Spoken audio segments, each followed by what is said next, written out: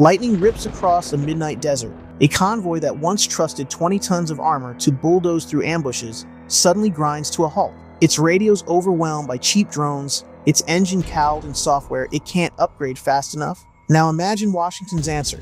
Stop the presses. Kill the truck, kill the tank.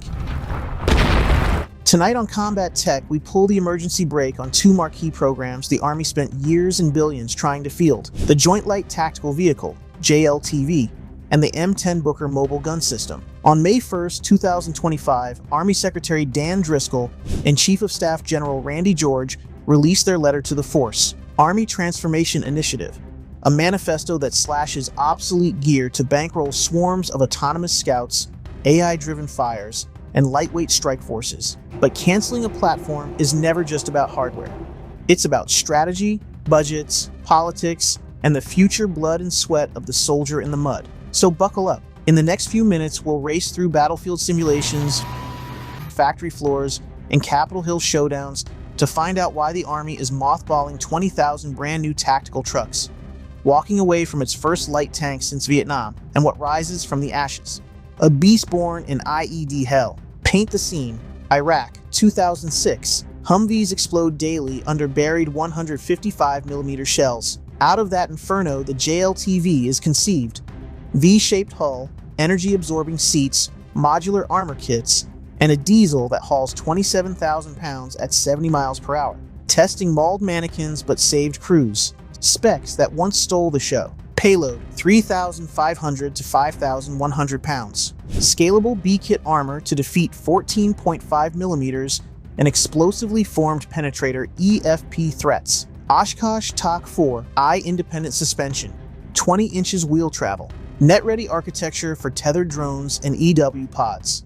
The production triumph. From 2015 through 2024, the Army and Marines bought nearly 20,000 units, with contracts stretching to 2027 at AM General's South Bend lines. So why kill the golden child? Because the war changed faster than Detroit's tooling. Drone swarms, loitering munitions, and GPS spoofing dirt cheap enough for militias. A light truck tipping the scales of a World War II Sherman suddenly looks heavy, and every pound is a bigger infrared target. Driscoll's directive, branded JLTV XS. Vice Chief of Staff General James Mingus cooled tempers on May 13th, telling Congress the JLTV won't go away overnight. Deliveries will finish, then divest over time. Funds pivot to the infantry squad vehicle, a featherweight buggy you can sling under a future long-range assault aircraft. Oversight flashpoints. Will AM General still run 3 more years of shifts? How do you feed spare parts to 20,000 orphan trucks? Will the Marines double down or shop elsewhere? Congress smells a paper trail and wants answers. But ripping wheels off the force is only half the shock. What happens when the Army shreds its brand new tank? From MPF dream to Booker reality. Flashback to 2015 War Games. Infantry brigade combat teams beg for a gun bigger than a javelin, but lighter than an Abrams. The answer became the Mobile Protected Firepower competition. General Dynamics' 38-ton prototype, later christened M10 Booker. Named for heroes of Korea and Iraq, it sports a 105mm cannon that drops 12 centimeters of steel on bunkers 3 kilometers out, plus Gen 3 thermal sights and trophy APS compatibility.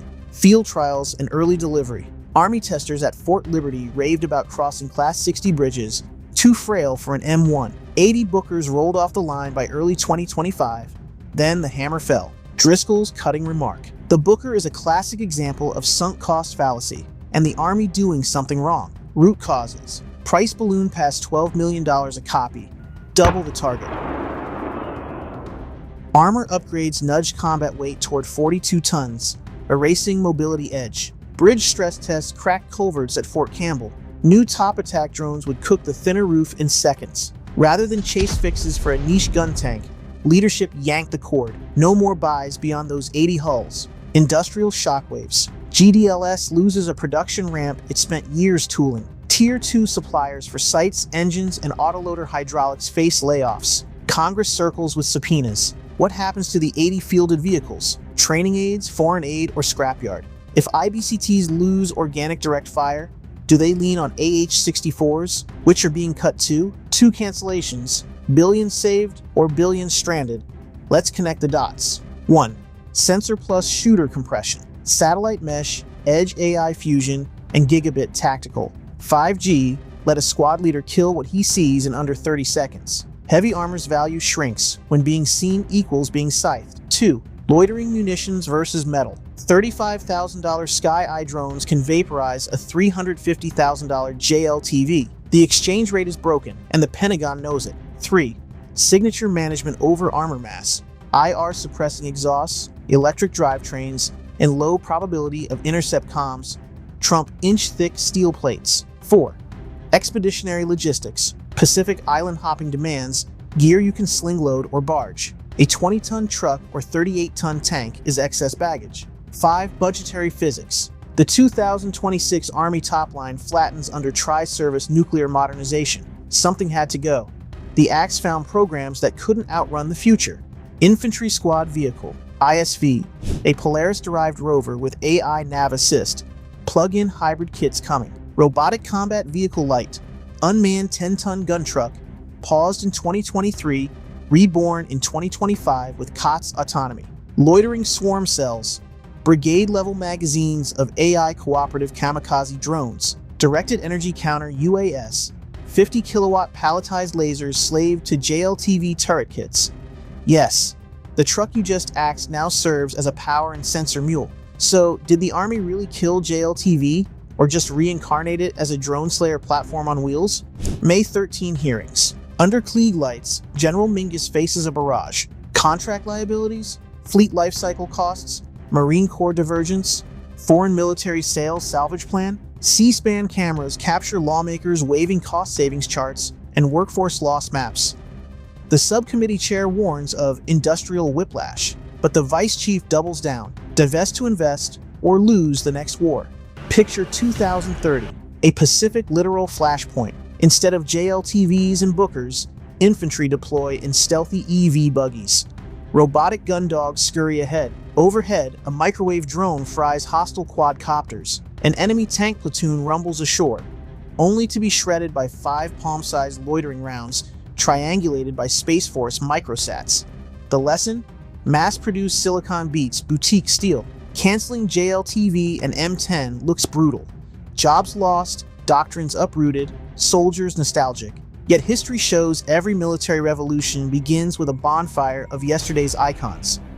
The wooden shipyards wailed when ironclads arrived. Cavalry cried when engines replaced horses. Now, the armor age itself teeters. Will the gamble pay off?